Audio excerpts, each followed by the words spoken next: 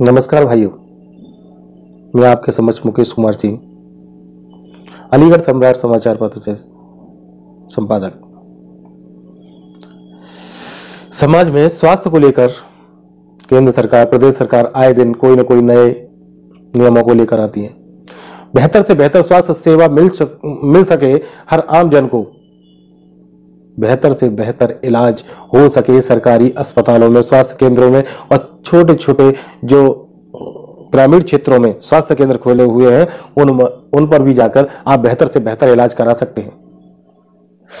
ऐसी योजनाएं अधिकतर सभी सरकार ही लाती है, लेकिन इस सरकार ने स्वास्थ्य के लिए काफी बेहतर इंतजाम करने चाहे, लेकिन हमारा आज का अधिकारी ऐसे जिम्मेदारियों की वजह से आम जन को और जन समस्या ठीक तरीके से नहीं सुलझ पाती हैं और जो व्यक्ति पीड़ित होते हैं उनका बेहतर तरीके से इलाज नहीं हो पाता है। उनका श्रेय केवल और केवल भ्रष्ट अधिकारियों के ऊपर जाता है।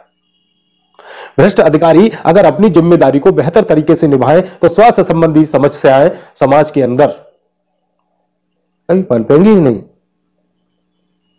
जी हां, हम क्षेत्र में आए दिन देखते हैं परचूनी की दुकान जैसे जगह जगह हर 100 कदम की दूरी पर एक हॉस्पिटल का निर्माण हो रहा है। ये क्या है? क्या वजह है जो आए दिन हॉस्पिटलों की संख्या बढ़ती जा रही है?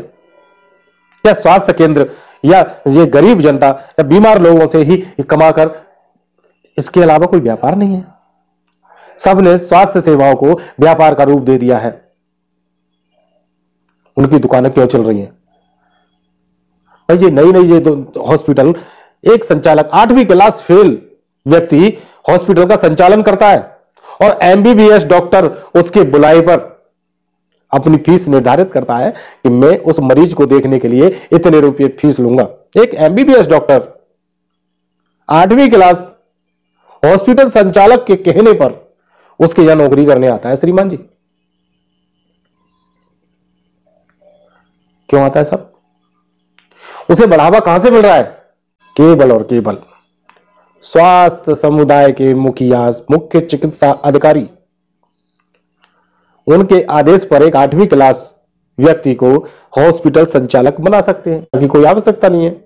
लेकिन वो 8वीं क्लास व्यक्ति डॉक्टर साहब कहलाता है श्रीमान जी, उसके बाद संचालक नहीं कहलाता। आप केवल संचालक की नजरों से उसे देखेंगे, लेकिन समाज में जितने भी व्यक्ति हैं वो केवल उसे डॉक्टर की हैसियत से ही देखेंगे। जिसके सामने आकस्मिक घटनाएं होती है ना परिवारजन के साथ या खुद के साथ, उस समय वो ये नहीं देखता कि ये हॉस्पिटल वैलिड है या इनवैलिड है, या इसमें उपस्थित डॉक्टर वाकई में काबिल है या नहीं काबिल। उसे तो तुरंत की तुरंत आकस्मिक घटनाओं में तुरंत इलाज मिल जाए और उसकी कैसे भी जान बच जाए। उसी चीज का फायदा उठाते हुए ये 8वीं क्लास और हाई स्कूल पास व्यक्ति जो हॉस्पिटल संचालक बने बैठे हैं, उसी मजबूरी का फायदा उठाते हुए बोली लगाते हैं उस एक्सीडेंटल केस की, या हेड का दौरा जो पड़ता है उसकी, या किसी के ऊपर छत गिर जाए या किसी से टकरा जाए, या बहुत सी आकस्मिक घटनाएं होती हैं जो सीरियस केस होते हैं। उनका फायदा उठाते हुए वो तड़प रहा होता है, यहाँ बोली लग रही होती है, सब सीरियस केस है, दिल्ली ले जाओ। और या फिर हमें विशेषज्ञ को बुलाना पड़ेगा, उसकी आपको फीस देनी पड़ेगी। आप जाओगे, आपको अधिक समय लगेगा, वो आएंगे जल्दी आ जाएंगे। बुलाओ साहब, चाहे मुझे जमीन गिरवी रखनी पड़े, चाहे मुझे कुछ भी बेचना पड़े, लेकिन इसकी जान बचा लो साहब। इस तरीके का एक केस नहीं आता। महीने में कम से कम 20 से 25 केस आते हैं जो कि लाखों रुपए से वो ठगे जाते हैं। वो पता लगे कि उनका स्वास्थ्य ठीक हो जाता है या फिर राम भरोसे छोड़ दिया जाता है। जितना उसके अंदर आर्थिक धन की स्थिति होती है, उसे पहले खुद हॉस्पिटलों में खींचा जाता है। जब लगता है कि इसके पास धन पर्याप्त नहीं है, उधर हाथ पैर फेंक रहा है और मरीज की भी स्थिति ज्यादा बेहतर नहीं है, हम इसे बचा पाए या न बचा पाए, क्यों ना इसे हायर सेकेंडरी के लिए रेफर कर दिया जाए। इस तरीके का खेल खेला जाता है और इस खेल को अकेले वो नहीं खेलते, जिले के मुखिया, जिलाधिकारी, जिले के स्वास्थ्य यानी जिला मुख्य चिकित्सा अधिकारी, क्षेत्रीय इंस्पेक्टर जो आपके स्वास्थ्य क्षेत्रीय जिनको जिम्मेदारी दी जाती है, कोई भी अपनी बेहतर तरीके से जिम्मेदारी नहीं निभाता और वहां तड़प तड़प कर कोई व्यक्ति अपने दम तोड़ देता है। अरे अधिकारी के अंदर वो पावर होती है, ये जनता की सेवा के लिए होते हैं और जनता की सेवा इनका सर्वोच्च धर्म होता है। ये नौकर होते हैं, मालिक नहीं। इनको बहुत अच्छी मासिक वेतन मिलता है, बहुत अच्छा मासिक वेतन मिलता है, बहुत उच्च श्रेणी की इन्हें सुविधाएं मिलती हैं। उसके बावजूद भी अगर अपनी जमीर को बेचकर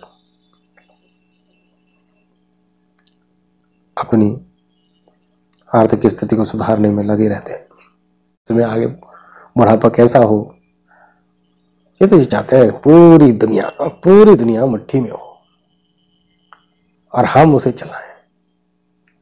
भैया ये पॉसिबल नहीं रहा है।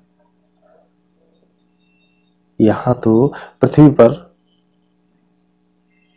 मुसलमानों के पैगंबर, हिंदुओं के भगवान और क्रिश्चियन के ईसा मसीह, सिख समुदाय के गुरु गोविंद साहब, ये सारे इतने बड़े बड़े अवतार आए, पृथ्वी पर भी जिए, पृथ्वी पर संघर्ष किया। भगवान होने के बाद में उन्हें नीचे वाले युवकों से लड़ना पड़ा अपने अधिकार पाने के लिए। तो आप समझिए, अगर आपको ईश्वर ने इस लायक विवेक बुद्धि या आपको जिले की जिम्मेदारी सौंपी है, उसे बेहतर तरीके से निभा दोगे तो शहर आप चलाना जानते हो श्रीमान जी, आप जैसे चाहोगे वैसे चलेगा। क्षेत्र में चरस गांजा नशे के आज की डेट में आदि लोग कैसे बिक रहे हैं? शासन प्रशासन पूरा मुस्तैद लगा रहता है कि जितनी भी कुरीतियां हैं समाज के अंदर उनको खत्म करो। खत्म हो जाएंगी तो भ्रष्टाचारियों के भ्रष्टाचार कैसे पनपेंगे? अगर कुरीतियां खत्म होंगी समाज के बीच में तो भ्रष्टाचारियों के भ्रष्टाचार कैसे खत्म होंगे श्रीमान जी? उनमें धीरे धीरे पहले काट देते हैं, फिर पानी देते हैं, फिर वो पनपते हैं, फिर काट देते हैं, फिर पानी देते हैं। अरे जड़ से उखाड़ो ना।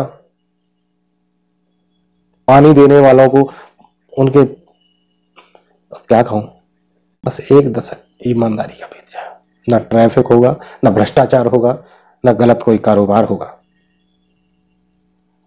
बस एक दशक, कब एक दशक हर व्यक्ति ईमानदारी से जी ले, बस।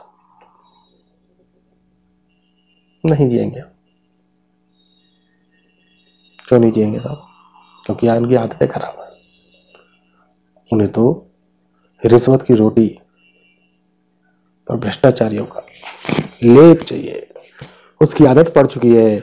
अपनी सैलरी से भरपाई नहीं होती, अपनी सैलरी से बच्चे नहीं पढ़ पाते, अपनी सैलरी से गाड़ी घोड़ा नहीं चल पाते, अपनी सैलरी से डीजल पेट्रोल खरीदने की हमारी हैसियत नहीं रहती, इसलिए हमें रिश्वत चाहिए, रिश्वत रिश्वत रिश्वत।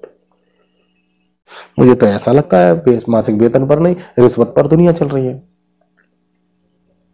कितना भी ईमानदार अधिकारी आ जाए मुख्य, कितना भी अच्छा नेता आ जाए मुख्य, कितना भी अच्छा हमारे देश का प्रधानमंत्री आ जाए, लेकिन छोटे स्तर पर एक बेईमान होगा, वो भी उसे दीमक की तरह उतरने में लगा हुआ है।